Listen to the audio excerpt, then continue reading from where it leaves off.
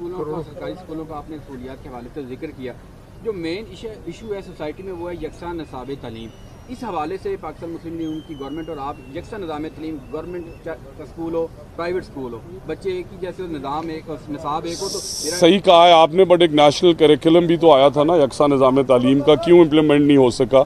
साथ ही साथ मेरी ये गुजारिश है, देखें हमने हर अच्छी चीज़ जो पिछली गवर्नमेंट में अगर किसी ने अच्छा काम किया है तो हम उसे आके वैसे ही रोल डाउन नहीं करेंगे, हम उसे इम्प्रूव कैसे कर सकते हैं यह ज़रूर, बट ये कोई तरीका नहीं है कि पिछले 15-20 साल में जो अच्छे काम हैं उन्हें भी आप हटा दें।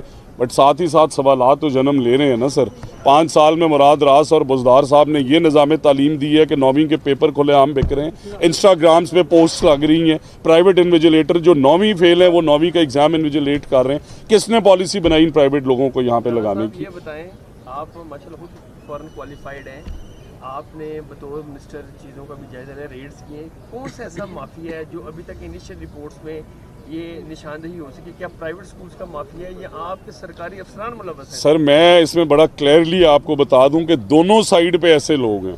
इस तरह मैंने कहा, मैं माफिया किसी को नहीं कहता प्राइवेट सेक्टर में, बट गलत लोग वहाँ पे मौजूद हैं। जिस तरह हमने अब एक सेंटर जो क्रैक किया वो एक प्राइवेट इदारे का था, तो उन्हें वो स्टैंडर्ड्स इंप्लीमेंट करने चाहिए। साथ ही साथ मेरा ये सवाल है कि आप लोग सब जर्नलिस्ट टेक्नोलॉजी जानते हैं, क्यों कैमरे इम्तिहानी मराकज़ में नहीं लगाए गए? क्यों छोटे छोटे सेंटर्स को इजाज़त दी गई कि हर गली मोहल्ले में सेंटर खुल जाए? किसने इजाज़त दी जब आपके पास 4 लाख यहाँ पे ऑनरेबल टीचर्स, और मैं उन टीचर्स को सलाम पेश करता हूँ कि जब भी सूबे को और इस मुल्क को मुश्किल में किसी चीज़ की ज़रूरत पड़ती है तो टीचर्स को आवाज़ दी जाती है। क्या सर्टिफिकेशन है? आज तक कोई सर्टिफिकेट ही नहीं बना कि इन्विजिलेटर जो है उसका क्या क्राइटेरिया होगा कि वो एग्ज़ाम ले सके। और फिर नीलामियाँ सोशल मीडिया पोस्ट पे।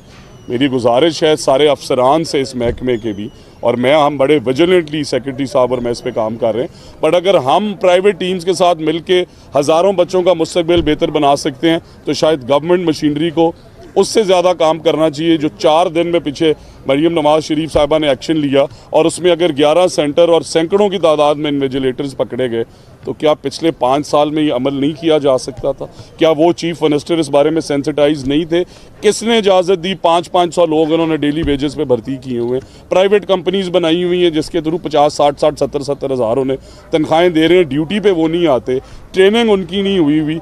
ये जंग जो है ये बहुत बड़ी जंग है, बट इंशाअल्लाह देखिए आप आगे एफए के एग्जाम्स आ रहे हैं, साहब ये बताइएगा तो उसके लिए भी हम बड़ा साहब ये बताइएगा कि ये एक बहुत बड़ी जंग है जो आप कर रहे हैं। इसमें सबसे बड़ी बात ये है कि ये बताइएगा कि अभी तक आप कितने लोगों को गिरफ्तार कर चुके हैं, एक, और इसमें आपके मुताबिक कितनी बड़ी से बड़ी सज़ा हो सकती है, और तीसरी अहम बात यह है कि क्या ये आपका एक्शन फाइल पर फाइल की तरह रहेगा या जारी रहेगा? सर देखें, ये एक्शन जारी रहेगा। मैं आपके तवज्जुह से ये भी बताना चाहता हूँ कि मेरे एक्शन से पहले आप सबको भी नहीं पता था कि इस मुल्क में, इस सूबे के अंदर हमारी नाक के नीचे ये क्या हो रहा है। ये ऑनरेबल चीफ मिनिस्टर को मैंने सेंसिटाइज किया और उन्होंने मुझे मुकम्मल कॉन्फिडेंस दिया, इजाज़त दी कि सिकंदर जाके पकड़ो इन्हें। और अगर हमने पकड़ के आपके सामने सेंटर्स तो देखे ना, सिविल लाइंस कॉलेज में हज़ारों बच्चे एग्ज़ाम देते हैं, डीपीएस मॉडल टाउन से लाखों बच्चे प्रोड्यूस हुए हैं।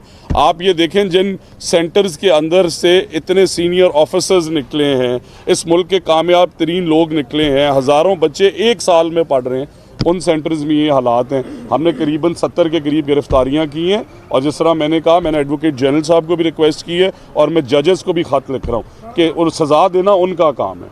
पुलिस को सेंसिटाइज़ किया है, उनकी दफ़ात मैं चेक कर रहा हूँ, मैं रात को 11-11 बजे तक उनकी FIRs की कॉपियाँ मंगा रहा हूँ, वो they are behind the bars, उसकी तस्वीरें मंगा रहा हूँ, but that is the maximum I can do. अच्छा सर, ये बताइएगा कि आप आवाम के रिलीफ की बात करते हैं, हर तरफ हर पेरेंट्स की ये ख्वाहिश है कि उनके बच्चे मियारी और प्राइवेट अच्छे स्कूल में पढ़ें, लेकिन उनकी फीसें इस कदर बढ़ चुकी हैं कि उनकी फीसों को कम करवाने के लिए भी आपको सर मेरा विजन इससे बड़ा है।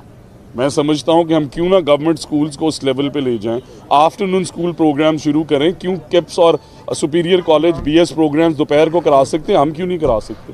एक इदारे में हमारे पास मैंने सिविल लाइंस का 60 PhDs हैं एक इदारे के अंदर। तो इसी तरह हमने ये सारे SAT GMAT इन्हें गवर्नमेंट स्कूल्स और हायर सेकेंडरी स्कूल्स में लेके आएंगे। जब ये पढ़ाएंगे उनकी फीसें भी नीचे आ जाएंगी और तालीम भी मियारी। कहा था कि मैं एजुकेशन में काम नहीं कर सकता, आपने बहुत बड़ा एक कदम उठाया। कि आपने इस चैलेंज को कबूल किया। गुजारिश ये है कि प्राइवेट स्कूलों में खासकर एक कानून है, आइन है कि कोई भी प्राइवेट स्कूल ना प्रिंटेड बुक्स अपनी दे सकता है, ना प्रिंटेड कापियाँ दे सकता है।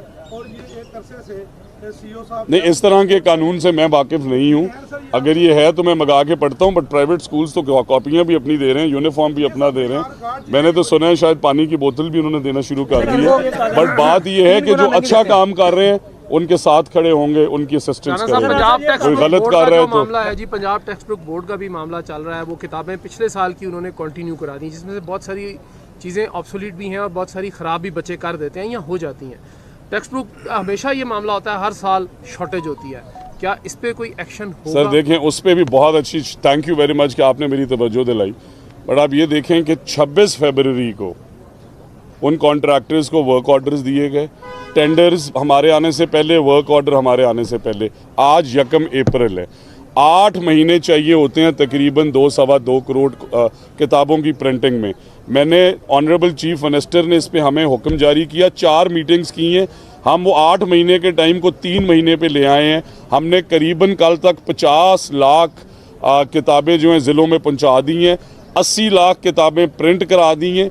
बट आप सबसे फिर वही गुजारिश है कि ये टेंडर्स कौन करके गया, क्यों डिले हुआ पंजाब टेक्स्ट बुक बोर्ड में, ये पॉलिसीज़ कौन बनाता है, हमें उन तक भी पहुंचना चाहिए ताकि हम बता सकें इस कौम को कि ये जो चीज़ें हुई हैं ये तालीम की खिदमत नहीं थी। और फिर जिन लोगों ने ये गलतियां की हैं उन्हें कड़ी सज़ाएं मिलनी चाहिए। सस्पेंशन इसका हल नहीं है, ट्रांसफ़र इसका हल नहीं है। आप यहाँ लाहौर से उठा के बंदे को साउथ पंजाब में लगा देंगे तो क्या वो ठीक काम करना शुरू कर देगा? जब तक इसके आउटपुट को हम डिटर्मिन नहीं करेंगे, उनकी सज़ाओं का तयन नहीं करेंगे और ये इंश्योर नहीं करेंगे कि वो किसी एडमिनिस्ट्रेटिव पोस्ट पे ना लग सकें, तब तक ये माफियाज ऐसे ही रहेंगे और मैं इनके पीछे हूँ। लाहौर बोर्ड का तो आपने विजिट किए हैं, जो पंजाब के जी कल हमने भावल नगर भी पकड़े हैं, हमने फैसलाबाद भी पकड़े हैं, हमने मुजफ्फरगढ़ भी टीम्स भेज दी हैं हमारी। के अंदर जो मुलाजमीन हैं वो इन्विजिलेटर खरीदते हैं, उनको पैसे देके भेजते हैं।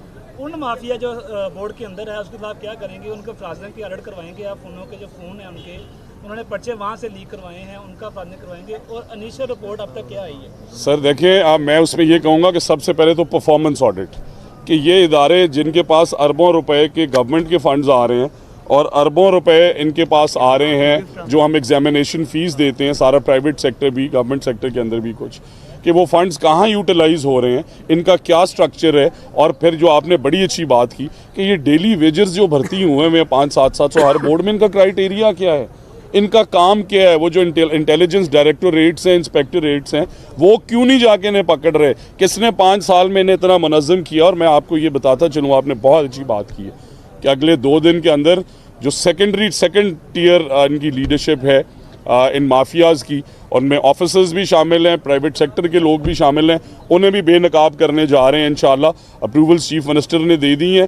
इनके घरों तक हम पहुंच के आपको बताएंगे कि देखें ये 50,000 तनख्वाह वाले की 4 कनाल की कोठी देखें इसने एलिवेटर्स लगाए हुए हैं, और अगर और कोई सोर्स ऑफ इनकम नहीं है तो फिर इम्तिहान बेच के इकट्ठा करते हैं। उन्हें बैन नहीं करेंगे, हम उन्हें अरेस्ट करेंगे इंशाल्लाह ताला। We will put them behind bars. हम उनकी सोशल मीडिया पोस्ट चलाएंगे, हम बताएंगे सारे पंजाब को कि ये हमारा तालीम का निज़ाम बेचने वाले लोग। राणा साहब, आपका जज्बा तो जो है काबिल तहसीन है, लेकिन आप एक कानून साज असम्बली में बैठे हुए, जिससे आपने कहा मैं FIR मंगवाई, तो आप पंजाब असम्बली में कानून साजी करेंगे कि इस माफिया के खिलाफ? जी बिल्कुल, मैं इस पे हम ऑलरेडी काम कर रहे हैं, जैसे मैंने बताया एडवोकेट जनरल साहब के साथ, कि क्यों इन दफ़ात के अंदर अनवेलेबल ऑफेंसेस शामिल नहीं है।